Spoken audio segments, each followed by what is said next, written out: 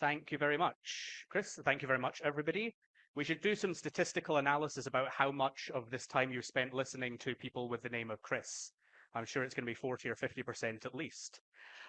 So when we say hands-on lab, I've tweaked the plan that I was going with slightly.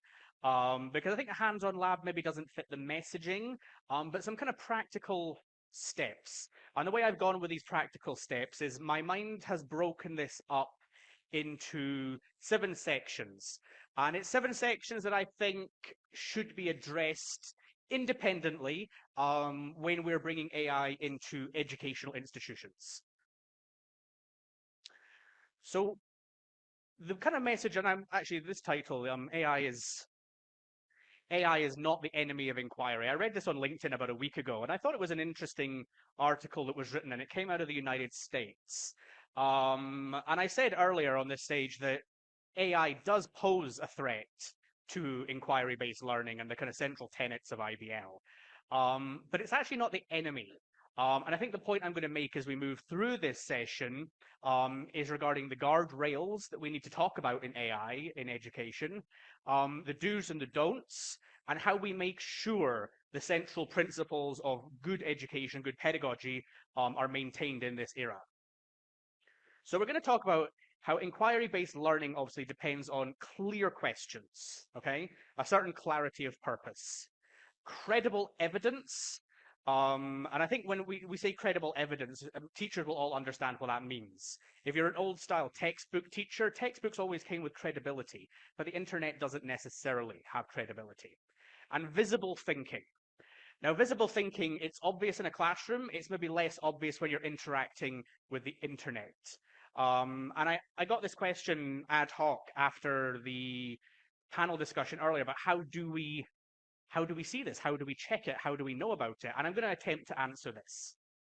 So the bottom line of where I'm going to go is AI doesn't weaken inquiry. Okay, there's no reason that that has to be a relationship. What the problem is weak design. And not only weak design, but weak scaffolding and weak guardrails. Okay, so if we build up a design and a guardrail system in our schools and our institutions for our teachers, for our leaders, and for our students, then inquiry isn't under threat, and actually we can use AI to enhance inquiry-based learning. So schools need structure first. I think we'll all agree students need structure, and therefore schools must have structure. And this is important in all levels of academic development, from kindergarten all the way through to tertiary education. The risks without guardrails are maybe quite obvious, is we end up with inconsistent expectations. We end up with student confusion, and we end up with parent concern. And these concerns about a lack of scaffolding and a lack of guardrails, they're not unique to AI.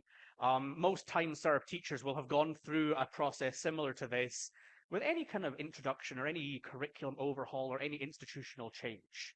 They're not different, they're just slightly framed in a new way that we need to meet. With guardrails, when we put up that safety barrier, we make it predictable. We make the practice repeatable, and we make it understandable. We can strengthen the inquiry, and like I said this morning, the trust, okay? We talked about plagiarism this morning, and I think the problem with plagiarism is with changing the definition, and when plagiarism comes in, it's a breakdown of trust. Students and teachers maybe can't trust each other with what's going on. Teachers can't trust their systems, and the whole thing can fall apart pretty quickly at that point. I mean, in an institution, everybody needs to have trust, and it starts from the bottom to the top and all the way around. It's a big cycle, okay? And AI, uncontrolled, can pose a threat to that. So, my personal opinion is policy first, not tools. The problem we run into with a lot of schools I speak to, and this isn't Asia related, I hear this from colleagues in Australia, I hear it from colleagues in the UK as well, is that tools have come into the classroom faster than policy has. And I know most teachers, anyone in management, say, oh God, policy, we don't want to write a new policy, we don't want to have new rules, this, that. Yeah, policies are a problem, policies are boring, but they're also quite important for managing what we have to do in education. So when we start with a policy, we give safety, we give scaffolding, and we give expectations. We can then make sure AI supports thinking and it doesn't replace it. like my colleague showed you earlier, with our own tools, if you say, answer my homework, no, it won't, okay? But that's not the reality in the real world, okay? Students will always look for the shortcut. It's human nature.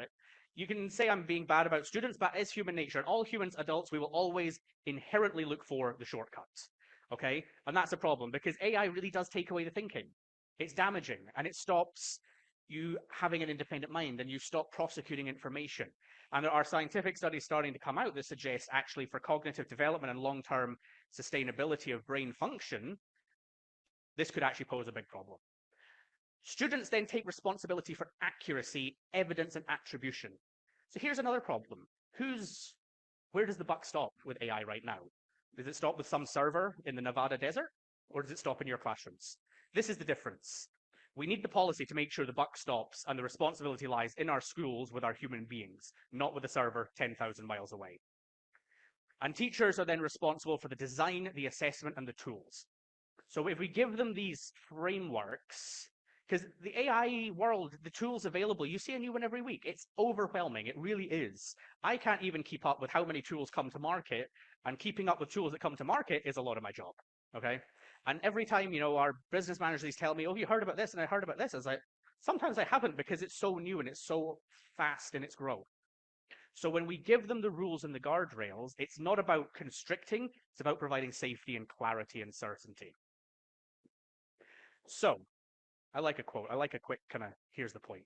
So, AI tools should be used to support learning, planning, drafting, and reflection, okay? And these are all things, so the planning, the drafting, these are big parts of a teacher's day-to-day life. These take time, okay? And when we can use AI as a friend to help with these things, that's where it becomes useful, but it's not taking over. You didn't see the word teaching, it's not in there, okay? Teachers do the teaching, not AI. Students must be able to explain and justify their work independently. And this comes back to the plagiarism problem of how I was asked, how do we catch plagiarism? And I deliberately didn't answer the question because I didn't want to ruin this. But this is how I answer it. You will be able to ask your students, okay? If they've copied it off a ChatGPT and you ask them a question from the second paragraph, they won't be able to answer. And that's the clarity, okay? If they've written it themselves, they'll be able to explain and justify. When AI's done the answering for them, they can't justify. That's how we check the plagiarism and keep the integrity in academics. So, like I said, this is slow. There. So, this is my first checklist, okay? And what I really want to do in this workshop is give people something. You can take this back to your institution and say, maybe this doesn't fit your institution perfectly, but it's maybe a starting point that can help start to build that foundation, build upwards. So schools need to establish an AI statement.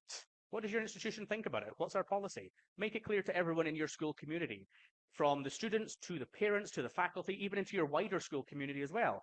Let them know where they stand. Student responsibilities are defined and teacher responsibilities are defined. Because at the moment, AI seems to be responsible. So we need to transfer the responsibility back to the human beings. And students, as well as teachers, they're both. There's a relationship here. They both need to take responsibility as communities for what they're doing with this. AI disclosure required. I'm a big fan of this. I was a teacher myself.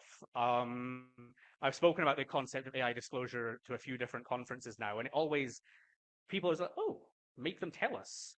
Make a little form, make some piece of paper that they write down what they did, the prompt, why they did it, what the expectation was. Add reflections, okay? Make them tell you. This is what I said this morning about bringing it out the cupboard, okay? When we bring it into the daylight and we do things like disclosure, it becomes easier and less mystified. And policy applications across subjects. So we did speak this morning about the differentiation of different subjects and how the application of AI is going to impact different academic fields. But make sure, if your departments have different ideas and different ways they want to do it, give them freedom, because the humanities and the sciences, they're not always going to want to apply it in the same way. And it's just not practical to expect that. So, approved usage categories. And I've kind of broken it down into 3 general levels that I think would be green, yellow, and red. So, approved, question generation, okay? And this is where the inquiry-based learning. So we're asking the AI to probe us, okay? We're not asking the AI to do things. We're asking the AI to provide us with things to think about. So if it's asking us questions, then that's inquiry. Students are thinking. The students aren't being told the answer. The students are having to use their own brains. Drafting and revision. I'm sure, drafting and revision, I love a grammar check in ChatGPT. It makes my life so much easier. Nobody has time for English language grammar. It's just ridiculous. So if you can use these tools to save time, this is how we start to add teacher impact. Okay. The teachers are then having some of these heavy duty tasks taken off them. We heard from one of our colleagues in the audience about marking principles. So how the AI can do maybe the feedback, but the grading and the empirical data still rests with the human being. Great. Language support. Some of the AI tools that are offered now regarding language support, and especially, we've got international school teachers in the room. If you have multi-language learners in your classroom, because in Thailand, the theme now actually is it's not just two languages. Some students are coming from homes, and it's more than that. The most common combination is also going to be Chinese, Mandarin, and Thai, but then they come to an international school and it's English. So we're not dealing with a first and a second language anymore. It's more complicated than that. And AI can support this, and it's getting very good at it. Restrictions. So yeah, restricted. Final submissions.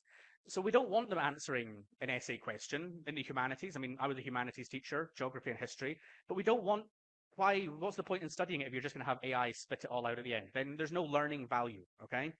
So maybe we can use AI to help with the inquiry and help with the learning process, but they shouldn't be doing final submissions.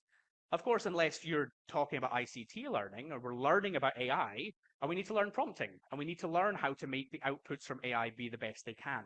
That's why this is in the orange category, is because there are some no's, but there are some yeses, when maybe we need to make AI outputs a subject of study, something that we learn how to control and do in schools. And then the prohibitions. Impersonation. Yes, this is dangerous, and this is what we don't want students to do. If students are impersonating things, and then teachers are completely out of control of the learning cycle, it becomes unmanageable, inquiry-based learning falls apart, and the whole academic structure pretty much goes thereafter. And submitting AI work as an original, I mean, I know I probably don't have to write this down, but it's always a good point to make. Submitting AI work as an original is just not. It completely disengages the learning process. It just completely disengages understanding and deeper learning.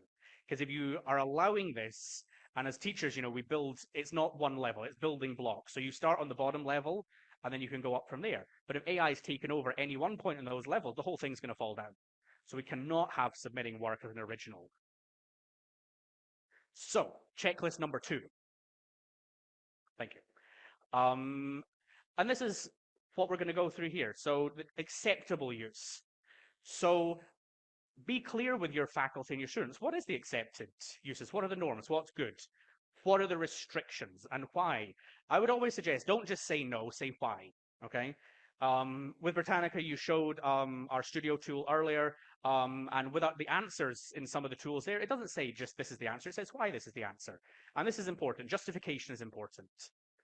The absolute prohibition stated. It's clear because students need boundaries. They are still in the formative years of their life. They are developing and they don't know what's right and wrong. So we need absolute prohibition sometimes. And the integrity consequences are aligned. Okay? So we are keeping the integrity in our academics, but when those are broken, we need to have alignment about what we're going to do about it. There needs to be a clear expectation and how the teachers know how they can enforce. Okay? It's like we came back to the plagiarism issue, and the question was, how do we enforce? And schools need to establish that for themselves. And I'm sure every school is going to have their own different behavior management policies, and this is going to plug into that.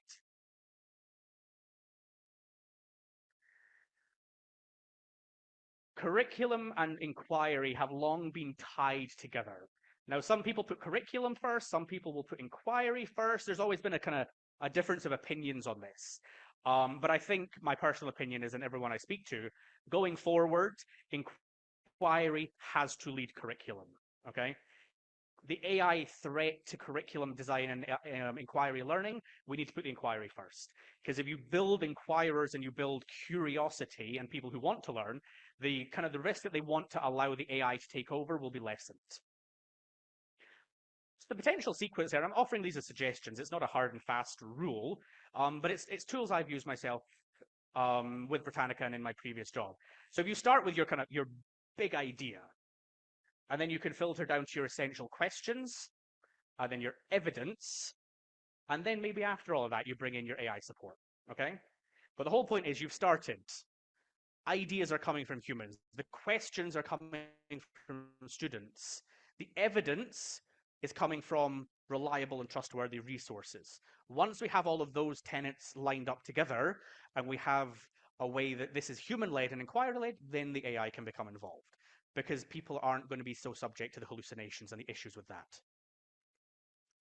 So, planning. Yes, big ideas identified and inquiry questions are clear, okay? If these two things are done hand in hand and they're done by humans, then the AI becomes manageable, okay? Evidence expectations. We are Britannica, we love talking about evidence and curated resources. I will never stop talking about the value of good evidence, okay?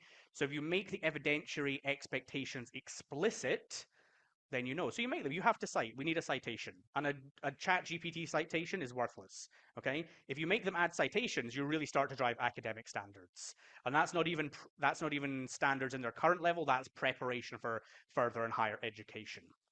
And then the AI permissions are stated, okay? What can you plan with? What can you not plan with, okay? Because you don't really want, I had a teacher once who wrote their first week of semester's lesson plan and then just had AI spit out the rest for the next 30 odd weeks. Just change it slightly each week. I said, no, that's not. There's no integrity. There's no structure to that, and there's no value to it. Source locked inquiry. Again, we're Britannica. We love sources. That's really the whole mission is sources. And understanding information has to come from a source. Not from ChatGPT, not from the servers in Arizona, but from a source, okay? Trustable. Curated texts. And this is what I said. Teachers are subject matter experts. They know where the good information is.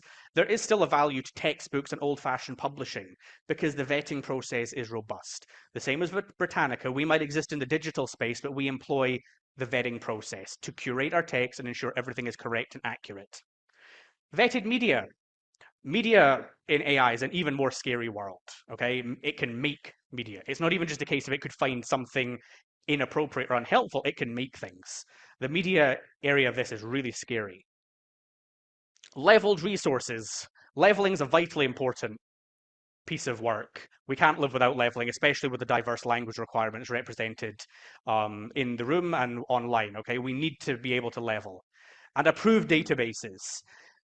We at Britannica, we talk about our restricted database almost like it's a human of its own, because that's kind of the way we see it. It's a living, breathing thing. It's always being worked on and developed and cared for. Okay, some of the databases you get, they're just information just comes and goes. Wikipedia, who's contributing to that? Nobody knows. And so we need approved databases, things we can trust.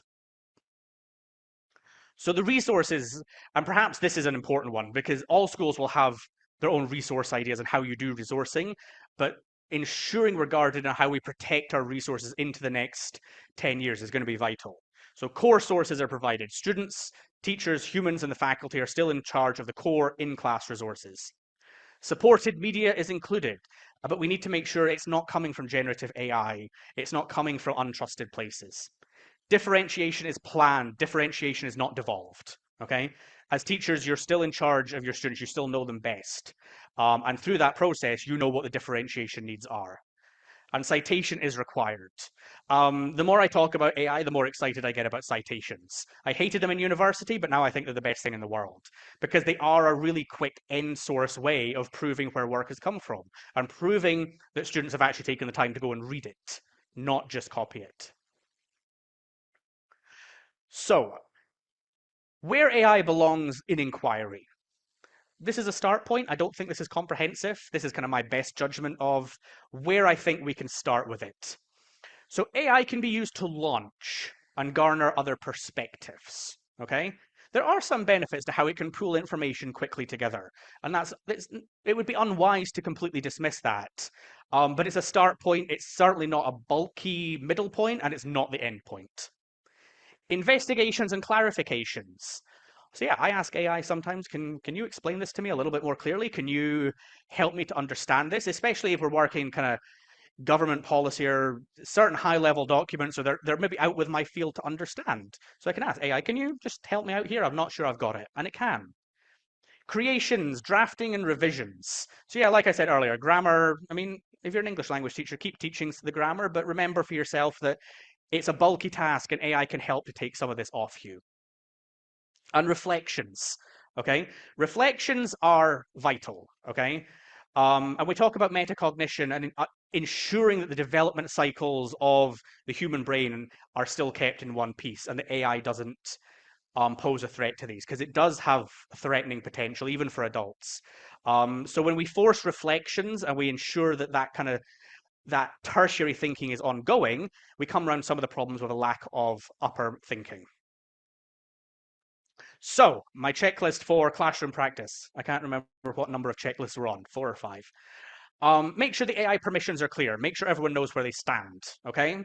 Require disclosures. Like I keep saying, I will keep banging on about this until the sun goes out, okay? If it's disclosed and it's in the room and it's honest, it becomes manageable, okay? Check understanding. All teachers in the room, we know how to ask a concept checking question, and they're going to kind of go up in importance exponentially. So make sure that our students actually did learn, did understand, and did process, didn't just copy and paste. Oral validation. Some teachers don't like this. I personally love cold calling on students to make sure they're paying attention and awake in the back of the classroom.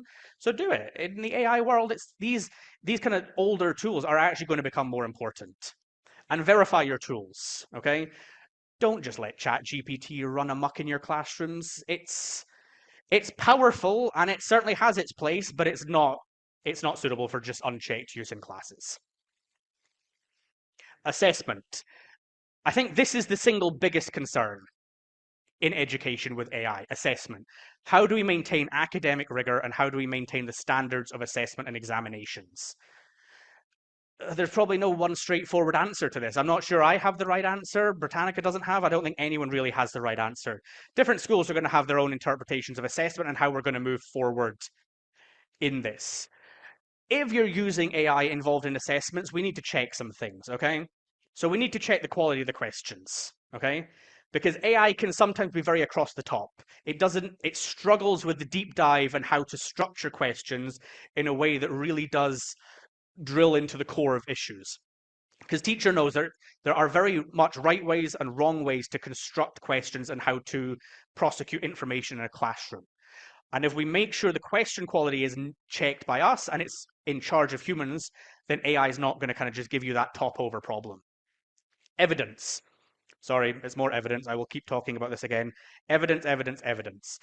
If you make sure the evidence is there and the students can produce evidence and understand evidence, then you're maintaining academic rigor.